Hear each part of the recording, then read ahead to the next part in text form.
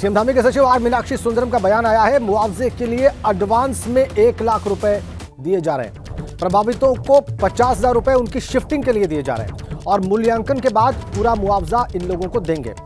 अंतिम मुआवजे पर भी फैसला बाद में होगा और बद्रीनाथ की तर्ज पर मुआवजा नहीं दिया जा सकता, ये स्पष्ट किया है आर मीनाक्षी सुंदरम ने, जो कि मुख्यमंत्री के सचिव हैं। उनका यह भी कहना है कि जो विस्थापित हो रहे हैं उनकी अलग अलग मांगे हैं, उनकी अलग अलग इच्छा है। कुछ बद्रीनाथ के पास शिफ्ट होना चाहते हैं, कुछ अपनी मर्जी से कहीं भी और चले जाना चाहते हैं।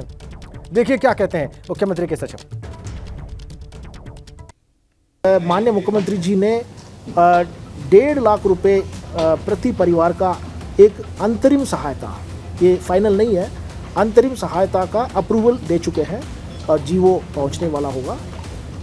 इसमें मैं थोड़ा क्लैरिफाई करना चाहता हूं कि इसमें 1.5 लाख में 50,000 रुपये जो हैं ये एक अतिरिक्त सहायता है, जो लोगों को जो है अगर कहीं और शिफ्ट करना चाहते हैं और अपने सामान को शिफ्ट करने के लिए पैसे की ज़रूरत है या रेशन के लिए पैसे की ज़रूरत है, क्योंकि अपनी जगह को छोड़ के जा रहे हैं, तो उसके लिए एक मुश्त धनराशि है।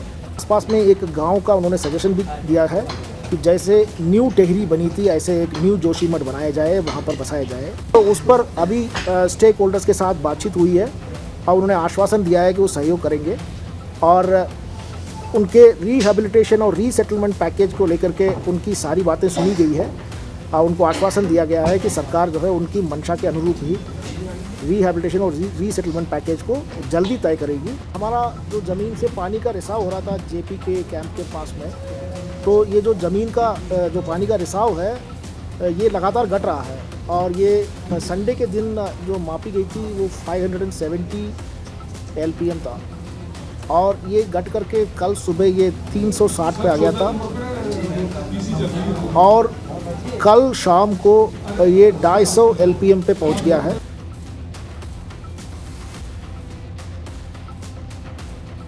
आपने मुख्यमंत्री के सचिव का बयान सुना। थोड़ी देर पहले मीडिया से बातचीत में उन्होंने ये तमाम बातें सामने रखी हैं। उन्होंने बताया कि गवर्नमेंट ऑर्डर जल्दी ही डिस्ट्रिक्ट हेडक्वार्टर पर पहुंच जाएगा। 1.5 लाख रुपए फौरी इंटरिम रिलीफ है। तो जोशीमठ में एक तरफ सरकार डेंजर घरों को गिराने की तैयारी में है, दूसरी ओर लोग उसका विरोध कर रहे हैं और एबीपी गंगा से अपने जज्बात भी साझा कर रहे हैं, अपने दर्द को बयां कर रहे हैं।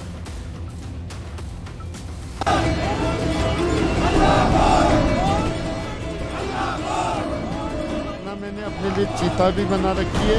मैं आत्मदाह करूंगा अगर मेरे साथ ज्यादती की गई। मैं किसी मकान के छत से कूद जाऊंगा। मैं जनजाति के आदमी हूं, मेरे साथ छेड़खानी सरकार को, शासन को बहुत महंगी पड़ी। आपने हमें बताया नहीं किन मानकों में हमें मुआवजा दिया जा रहा है। जो भी है, जब तक हमें बद्रीनाथ की तरह से मुआवजा नहीं मिला जाएगा, एक लिखित आश्वासन नहीं मिला जाएगा, तब तक आज इनकी बारी है, कल हमारी बारी है। बद्रीनाथ में दिया था, हमारे छात्र चाहिए, जमीन का पैसा चाहिए, ये लागू करे और हम हार जाएंगे।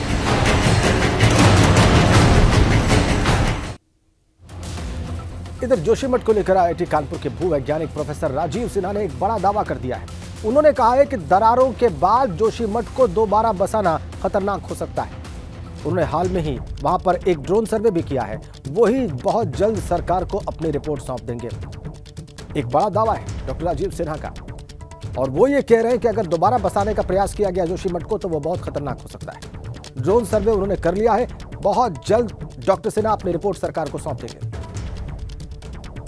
दरारों के बाद जोशीमठ को दोबारा बसाना उन्होंने खतरनाक बताया है। ये बड़ी बात IIT कानपुर के जियोलॉजिस्ट हैं प्रोफेसर राजीव सिन्हा।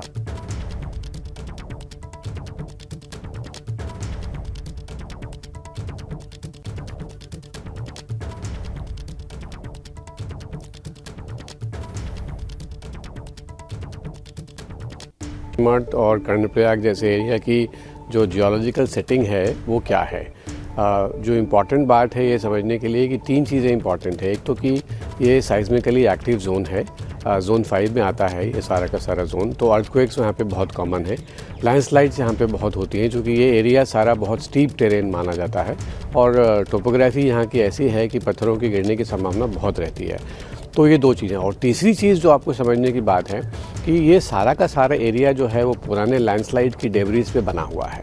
तो इसकी जितने यहाँ पे डेवलपमेंट हुए हैं वो सब एक तो अनप्लान्ड है और दूसरी बहुत ही वीक फाउंडेशन पे बने हुए हैं। जोशीमठ आपदा पर चमोली के डीएम हिमांशु खुराना ने बताया है कि अब तक 723 घरों में दरारें मिली हैं। जहां पर ज्यादा खतरा है उन्हें विस्थापित किया गया है। लोगों को जरूरत की चीजें भी मुहैया कराई जा रही हैं। कि अभी तक 723 ऐसे स्ट्रक्चर्स हैं जिसमें अभी हमारे सर्वे के बाद दरारें परिलक्षित हुई हैं और लगातार हम जो जनप्रतिनिधि हैं, वार्ड मेंबर्स हैं, उनसे टच में हैं कि किस क्षेत्र में अगर कहीं पर स्थिति अगर कहीं और कहीं दरारें परिलक्षित हो रही हैं तो वो तत्काल हमारे संज्ञान में लाएं। और जोशीमठ आपदा को लेकर प्रदेश सरकार से लेकर केंद्र सरकार एक्शन में है। इधर भाजपा के राष्ट्रीय महासचिव और उत्तराखंड प्रभारी दुष्यंत गौतम भी कल से 4 दिनों के लिए जोशीमठ दौरे पर आ रहे हैं। यहां दुष्यंत गौतम मुख्यमंत्री से रिपोर्ट लेकर बातचीत करेंगे और इस दौरान वो स्थलीय निरीक्षण भी कर सकते हैं।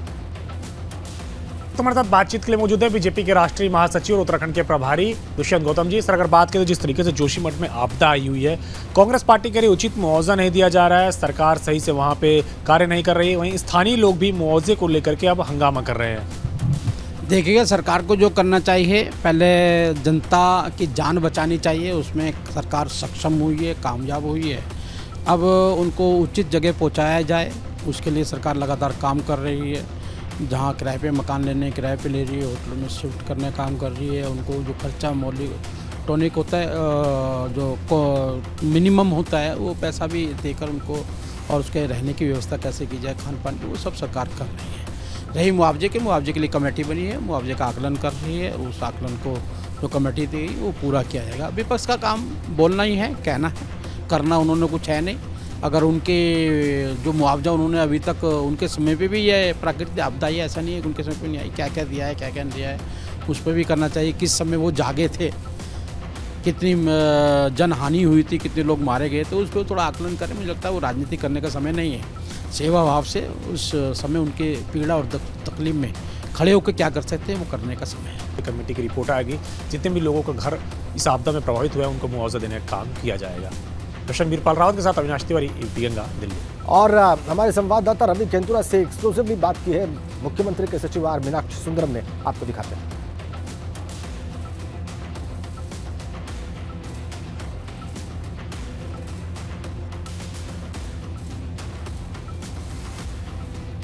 सचिव मुख्यमंत्री आर मीनाक्षी सुंदरम साहब हमारे साथ हैं। लगातार वो हर एक हालात पर यहाँ पर अपडेट भी दे रहे हैं। सर, आज बहुत महत्वपूर्ण आपने बातें बताई हैं। एक तो 7 जनवरी के बाद आपने बताया कि दरारें नहीं आ रही हैं, इस पर पहले बात कर लें। देखिए, जो पानी की रिसाव आ रही है उसको भी हम लोग रोज़ मेजरमेंट ले रहे हैं।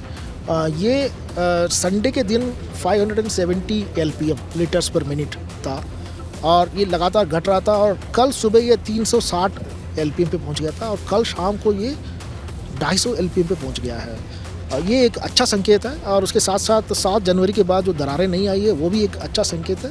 नई दरारें नहीं आई है, तो इसलिए मैं एक्सपर्ट तो नहीं हूँ, मैं बहुत श्योरिटी के साथ नहीं बोल सकता हूँ, लेकिन हमको ऐसा महसूस हो रहा है कि स्थिति स्टेबल हो रहा है। अच्छा सर, राहत पैकेज जो 1.5 लाख रुपए हैं वो किस तरीके से उसे दिया जाएगा? 50,000 रुपये शिफ्टिंग, और एक सवाल मेरा इसमें ये भी रहेगा कि क्या सभी लोग जो डेंजर जोन में हैं उनको शिफ्ट करना अनिवार्य तौर पर किया जाए? कई लोग ऐसे हैं कि जो नहीं जाना चाहते। जितने मकान में लाल निशान लगे हैं उन मकानों में दरार बड़े खतरनाक तरीके से है। उनकी संख्या 87 है, तो इन 87 परिवार को तो ऑलरेडी शिफ्ट कर चुके हैं। इसके अलावा जो 723 का नंबर है वो हल्के दरारें हैं और डेंजर जोन में है, लेकिन बहुत ज़्यादा दरारें नहीं हैं। तो लेकिन जो 50,000 रुपये हम लोग दे रहे हैं वो सबके लिए दे रहे हैं। वो सभी लोग जो 723 मकान हैं उस सुरक्षित जगह पे चले जाए, असुरक्षा पैदा होने तक वेट ना करें। अंतिम सवाल है, जो 2 होटल जिन पर शुरुआत होनी है उनके बाद भी क्या और जगह जो मकान है जो उन पर भी इस तरीके की वहाँ पर जो ध्वस्तीकरण की कार्रवाई होगी? देखिए, सरकार की तरफ से तो ऐसा कोई प्लान नहीं है। केवल 2 होटल है, वो भी इसलिए डिसमेंटल कर रहे हैं कि वो अगल बगल के स्ट्रक्चर के लिए रिस्क बन गए हैं। बाकी जब बातचीत के दौरान कई ऐसे भवन स्वामियों ने खुद ही रिक्वेस्ट किया था कि हमारा भवन डिसमेंटल कर दिया जाए, तो उनको कहा है कि अगर आपका ये अनुरोध है तो आप लिख के हमें दे दीजिए।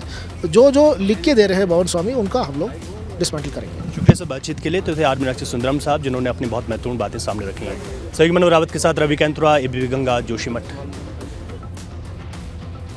कुछ बहुत महत्वपूर्ण बातें और सरकार का पक्ष रखा है। एक्सपर्ट जो कमेंट है, जो एक्सपर्ट से मिला है उन्होंने सामने रखा है मुख्यमंत्री के सचिव ने एबीपी गंगा के दर्शकों के। इधर जोशीमठ में जहां जमीन धंसने और घरों में आई दरारों को लेकर लोगों में दहशत का माहौल है, वहीं उत्तराखंड वक्फ बोर्ड अध्यक्ष शादाब शम्स ने पिरान कलियर शरीफ दरगाह में पहुंचकर जोशीमठ सलामती के लिए दुआएं मांगी।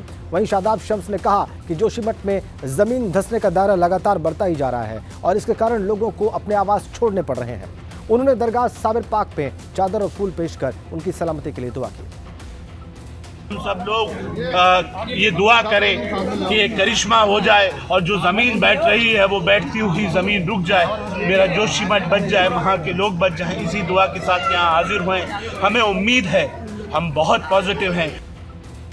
लखनऊ में कड़ाके की ठंड के बीच बारिश भी हो सकती है। मौसम विभाग ने बारिश की आशंका जाहिर की है।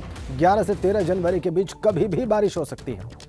इस वक्त कोहरे ने पूरे शहर को अपनी चपेट में लिया हुआ है और ठंड बढ़ने से लोगों की मुश्किलें भी लगातार बढ़ी हुई हैं। बारिश की इसी बीच में आशंका मौसम विभाग को 11 से 13 जनवरी के बीच कभी भी बारिश हो सकती है।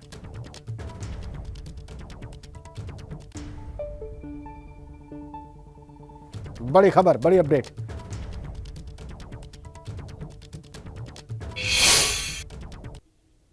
राजधानी लखनऊ समेत उत्तर प्रदेश के तमाम शहरों में इस वक्त कड़ाके की ठंड पड़ रही है।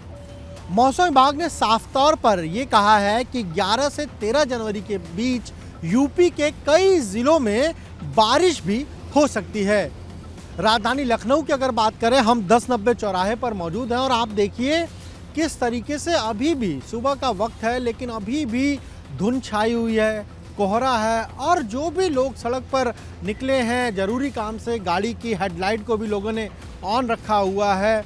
मौसम विभाग का साफ तौर पर कहना है कि इसी तरह का मौसम अभी बना रहेगा। इस वक्त अगर अभी लखनऊ की बात करें तो तापमान 10 डिग्री के आसपास बना हुआ है और अगर बीते 24 घंटे की बात करें तो इटावा जो है उत्तर प्रदेश में वो सबसे ज़्यादा अगर हम कहें तो वहाँ पर ठंड पड़ी। रात को तो तापमान वहाँ 3 डिग्री तक चला गया था। इसी तरीके का मौसम अभी बने रहने की संभावना है। लोगों को धूप का इंतज़ार है कि सूरज निकले, ठंड से उन्हें राहत मिले, धूप खिले तो। लेकिन अभी भी आप देखिए किस तरीके से इस वक्त भी जब लोगों के दफ्तर जाने का समय है उस वक्त भी धूप का कहीं नामो निशान नहीं है और पूरे हर तरफ आप देखिए कहीं धुंध है, कोहरा है और आम लोग बेहद परेशान है। ऐसे में डॉक्टर्स जो हैं उनका भी साफ तौर पर कहना है कि जो हार्ट पेशेंट हैं या फिर जो सांस की बीमारियों के मरीज हैं वो भी इस ठंड में अगर बहुत ज़रूरी हो तभी निकलें और जब घर से निकलें तो पूरे बचाव के साथ, यानी टोपी भी हो, मफलर भी हो, जैकेट भी हो, अपने आप को इस तरीके से ढक कर निकले कि ठंड ना लग जाए। और साथ ही साथ सड़क पर जो लोग चल रहे हैं क्योंकि कोहरा भी है, धुंध भी है, ऐसे में उन्हें भी यही कोशिश करनी है कि जब वो निकले तो फॉग लाइट जो है वो ऑन रखें और जो गति है उस पर भी नियंत्रण रखें। कैमरा से हरिओम के साथ अनुभव शुक्ला, एबीपी गंगा, लखनऊ। और कानपुर और आसपास के क्षेत्रों में तापमान लगातार लोगों की मुश्किलें बढ़ाता जा रहा है। गिरता तापमान रोज नए रिकॉर्ड बना रहा है और भीषण ठंड लोगों का जीना मुहाल कर रही है। ठंड की वजह से कानपुर में अब तक हार्ट अटैक और ब्रेन स्ट्रोक से मरने वालों की तादाद 130 तक जा पहुंची है। कानपुर से एबीपी गंगा संवाददाता रतीश त्रिवेदी की रिपोर्ट देखिए। में मौसम की बेरुखी जारी है। भीषण ठंड लोगों को जीना मुश्किल कर रही है। काफ़ी मुश्किलात सामने लोगों को फेस करने पड़ रहे हैं और नरेंद्र मोहन सेतु पर हम मौजूद हैं। 10 बजे से ज़्यादा का वक्त हो गया है। आज कोहरे ने पूरे शहर को अपने आगोश में ले रखा है। विजिबिलिटी बहुत कम है। दिन में भी कारों की लाइटें जली हुई हैं और लोग जो बाहर निकल रहे हैं वो अपने आप को पूरी तरह से कवर किए हुए हैं। जिस तरह की तस्वीर हम आपको दिखा रहे हैं वहाँ पर कुछ ही मीटर पर जीएसवीएम मेडिकल कॉलेज है, लेकिन मेडिकल कॉलेज की बिल्डिंग पूरी तरह से दिख ही नहीं रही, या यूँ कहें कि बिल्कुल दिखती नहीं। बगल से ही मेट्रो गई है मोती झील और आईआईटी के रूट पर, लेकिन मेट्रो के पिलर्स के आगे जो बिल्डिंग है वो देख पाना काफ़ी मुश्किल है क्योंकि दृश्यता, विजिबिलिटी काफ़ी ज़्यादा कम यहाँ पर है। और ये नरेंद्र मोहन सेतु की तस्वीरें हैं। यहाँ पर कुछ देख पाना मुश्किल, लेकिन जानलेवा ठंड काफ़ी ज़्यादा परेशान कर रही है। अब तक कार्डियोलॉजी ने जो डेटा जारी किया है हृदय रोग संस्थान के द्वारा, 130 से ज़्यादा लोग उनकी मौत हो चुकी है। और ऐसे में अब लोगों से जानकार यही कह रहे हैं कि उन्हें अपने आप को बचाना होगा। जानकार कई तरीके के सुझाव दे रहे हैं, गर्म गुनगुना पानी पीने के लिए, हल्का भोजन करने के लिए, तमाम ऐसे उपाय बताए जा रहे हैं जिससे इस कोल्ड अटैक से अपने आप को बचाया जा सके। कानपुर में तापमान की बात की जाए तो 4.8 डिग्री न्यूनतम तापमान दर्ज किया गया है और मौसम विभाग आने वाले दिनों में फिलहाल कोई राहत नहीं बता रहा है। कानपुर से कैमरामैन पंकज निगम के साथ रतीश त्रिवेदी, एबीपी गंगा। तो उत्तर भारत में शीतलहर का प्रकोप जारी है। दिल्ली में आज सुबह 5 डिग्री तापमान दर्ज किया गया और कोहरे की वजह से 26 ट्रेनें यहां पर देरी से चल रही हैं। उत्तर भारत में इस वक्त कड़ाके की ठंड पड़ रही है। अगर बात की तो दिल्ली में भी न्यूनतम तापमान 5.9 डिग्री सेल्सियस रहा। वहीं अगर बात करें दिल्ली आने वाली 26 ट्रेनें देरी से चल रही हैं। वहीं अगर बात करें और तो विमान की जो सेवाएं हैं वो भी कोहरे के कारण प्रभावित हो रही हैं। जाहिर तौर से बात है कि जिस तरीके से पूरे उत्तर भारत में कड़ाके की ठंड के साथ साथ शीतलहर चल रही है, इससे दिल्ली भी काफ़ी ज़्यादा प्रभावित है। और दिल्ली में अगर बात करें तो कल न्यूनतम तापमान 1.9 डिग्री सेल्सियस था। वहीं अगर आज बात करें तो आज 5.9 डिग्री सेल्सियस न्यूनतम तापमान रहा। जाहिर तौर से बात है कि जिस तरीके से कड़ाके की ठंड है, ऐसे में तमाम सारे जो लोग हैं जिनके लिए रात्रि विश्राम करने के लिए कहीं ना कहीं काफ़ी ज़्यादा दिक्कतें आ रही है, ऐसे में दिल्ली में भी कई सारे रैन बसेरों का इंतजाम किया गया है जिससे कि लोग खुली जगह पे ना सोने पाएं। और उनके सोने के लिए रैन बसेरे का इंतजाम इसीलिए किया गया है ताकि वो इस ठंड से सुरक्षित रहें। और लोग लगातार ये भी कह रहे हैं जिस तरीके से ये ठंड पड़ रही है, आने वाले दिनों में मौसम विभाग का भी अनुमान है कि 2 से 4 दिनों तक ऐसे ही ठंड पड़ती रहेगी। कृष्ण वीरपाल रावत के साथ अविनाश तिवारी, एबीपी गंगा।